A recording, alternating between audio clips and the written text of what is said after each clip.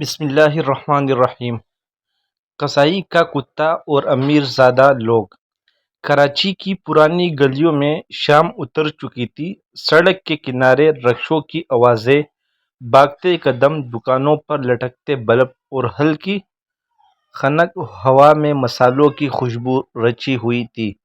پرانی سبزی منڈی کے پیچھے ایک چھوٹے سے قصائی خانے میں گلاب خان نامی قصائی روز کی طرح گوشت کاٹ رہا تھا۔ اس کی دکان کے سامنے ایک دبلا پتلا خاکی رنگ کا کتا بیٹھا تھا۔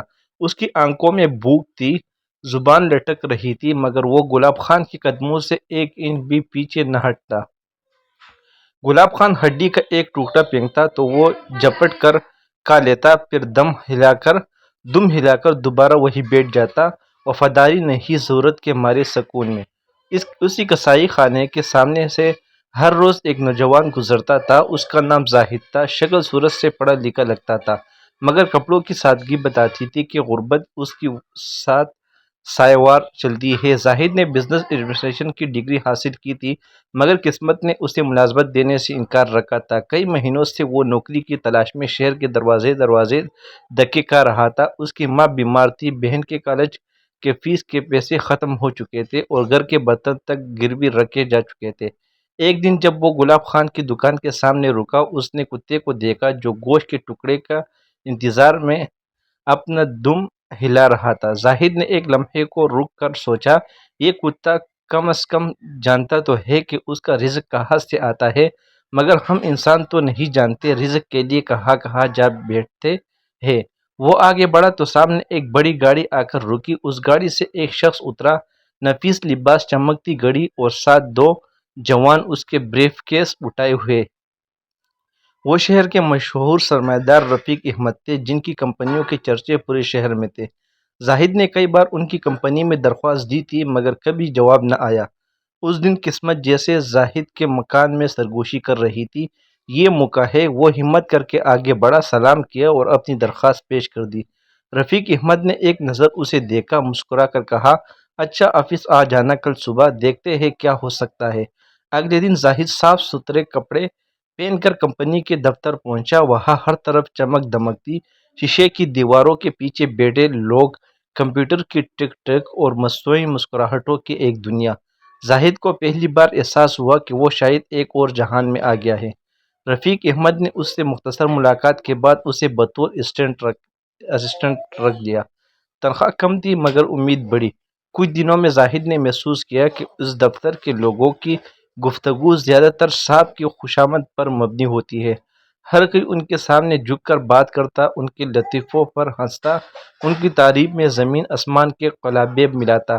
زاہد کو عجیب لگتا۔ اس نے اپنی ڈائری میں لکھا، یہ لوگ انسان نہیں، قصائی کے پاس بیٹھے کتے ہیں، ہر کوئی اپنی ہڈی کے انتظار میں بیٹھا ہے۔ وقت گزرتا گیا، زاہد اپنی محنت اور ایمانداری سے جلد ہی رفیق احمد کا قابل اعتماد شخص بن گیا۔ ایک دن رفیق احمد نے اسے ساتھ ڈنر پر بلایا۔ وہ شہر کے پوش علاقے ڈیفنس میں ایک عالیشان ریستوران تھا، جہاں مہنگے لباس پہنے لوگ قہقہوں اور روشنیوں میں کھوئے ہوئے تھے۔ رفیق احمد نے دوران گفتگو کہا، زاہد تم ہوشیار ہو، تم میں بہت پوٹینشل ہے، بس ایک بات یاد رکھنا، اس دنیا میں اصول نہیں، تعلقات کام آتے ہیں، جو کہ اوپر کے ساتھ ہے وہی اوپر رہتا ہے۔ زاہد نے خاموشی سے سنا، مگر دل کے اندر کچھ ٹوٹا۔ اسے اپنی ماں کے الفاظ یاد آئے، بیٹا رزق میں برکت اصولوں سے آتی ہے، چاپلوسی سے نہیں۔ رفتہ رفتہ زاہد نے دیکھا کہ کمپنی میں ترقی پانے والے وہی لوگ ہیں جو رفیق احمد کے ارد گرد خوشامد کے جال بنتے ہیں۔ کسی کی بات میں سچائی نہیں تھی، سب جھوٹ بولتے، دھوکہ دیتے، بس فائدہ دیکھتے۔ زاہد کے اندر ایک جنگ شروع ہو گئی، اصول یا فائدہ، عزت، پیسہ۔ اسی دوران اس کی ملاقات ہوئی حنا سے، جو اسی کمپنی میں اکاؤنٹنٹ تھی۔ وہ پڑھی لکھی، سادہ مگر پرکار لڑکی تھی۔ اس کی آنکھوں میں دیانت کی چمک تھی۔ زاہد کو اس سے عجیب سا سکون ملتا۔ حنا نے ایک دن زاہد سے کہا، تم جانتے ہو زاہد، مجھے اس دفتر میں سب سے مختلف تم لگتے ہو۔ تم ان لوگوں کی طرح نہیں جو فائدے کے لیے کسی کے پیچھے بھاگتے ہیں، تمہارے اندر کچھ اصل ہے، کچھ سچائی۔ زاہد مسکرا دیا، مگر دل میں بوجھ بڑھ گیا۔ وہ خود سے پوچھتا، کیا میں ہمیشہ اصولوں پر قائم رہ سکوں گا؟ جب ماں دوائی مانگے گی اور جیب خالی ہوگی تو کیا میں سچائی سے پیٹ بھر سکوں گا؟ ایک دن رفیق احمد نے زاہد کو اپنے دفتر میں بلایا۔ میز پر فائلیں تھیں اور سامنے بیٹھے رفیق صاحب بولے، زاہد، ایک چھوٹا سا کام ہے، ایک ٹینڈر میں کچھ فگر بدلنے ہیں، فائدہ سب کا ہوگا، تمہیں بھی، بس زبان بند رکھنا۔ زاہد کا دل دہل گیا۔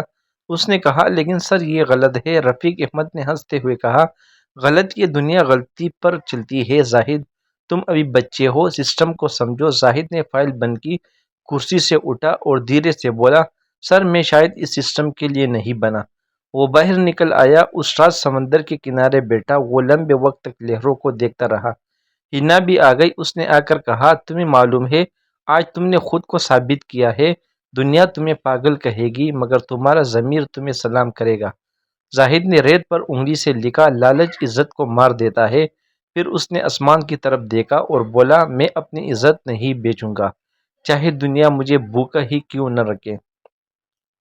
چند دن بعد اس نے کمپنی چھوڑ دی۔ لوگ اس پر ہنستے رہے مگر اس کے اندر ایک عجیب سی طاقت جاگ اٹھی تھی۔ اس نے اپنی ماں کے زیور بیچ کر ایک چھوٹی سی فوڈ سروس شروع کی۔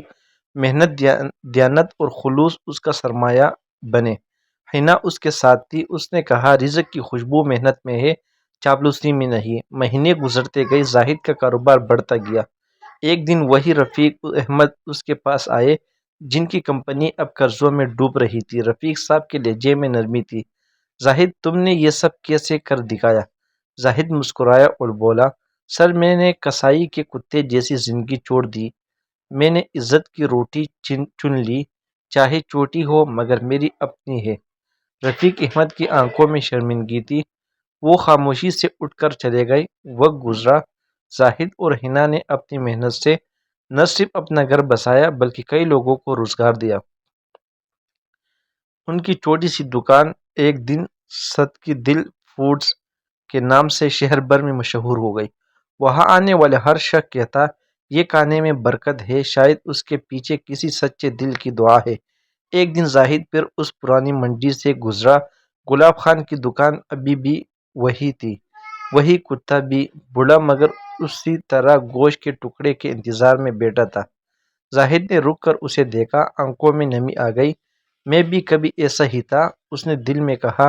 حنا نے اس کا ہاتھ پکڑا، لیکن تم نے خود کو پہچان لیا زاہد، یہی اصل زندگی ہے، خودداری کی۔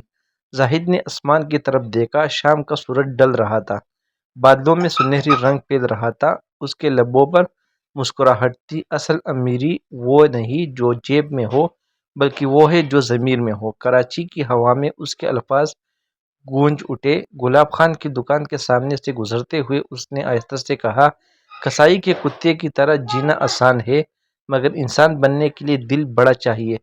زندگی کے بازار میں شاید یہی سب سے قیمتی سبق ہے کہ عزت اور سچائی کبھی بکاؤ نہیں ہوتی، اور جو انسان اپنے ضمیر کے ساتھ کھڑا رہتا ہے دنیا کی کوئی طاقت اسے گرا نہیں سکتی۔